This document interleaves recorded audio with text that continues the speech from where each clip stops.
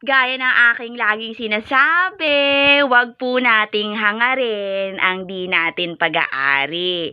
At higit po sa lahat, wag po tayong nang aangkin ng hindi po atin. Inspirasyon ko po ng mga sumandaling ito na wala pa po, 'di ba? Malayo pa ang sweldo. Bakit yan ang aking pambungad? Maging inspirasyon po natin yung mga taong nagsisikap, nagpupundar, bumibili dahil needs nila yun eh. Iba-iba po tayo ng pagkakahulugan kung ano po ang needs at ano po ang wants.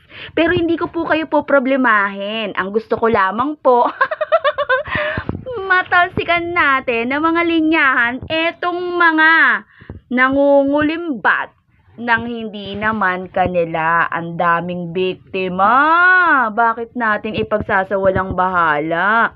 Ang tulad ko, naging instrumento ko na ang linyahan ko na pukawin ang isipan na kung tutuusin, hindi naman natin responsibilidad yung may mga behavior na nangunguha ng hindi kanila.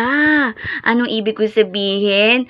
Oo, tuloy tayo ang extra effort na pag-ingatan yung atin dahil nakakatulala po yung mawalan ka dahil yung mga nawala sa'yo, yung makinulimbat, hello, pinaghirapan po yun. Oh, not to brag, but to inspired. Oh, ito ang aking mga turban, ito mga nagdaang pandemic. So, 2020 and ngayon, 2023. So, hindi na ako bumibili, nagtitipid nga ako eh, lalo na ngayon. Malayo pang sweldo. So, ganun din dapat kayo para hindi kayo malagay.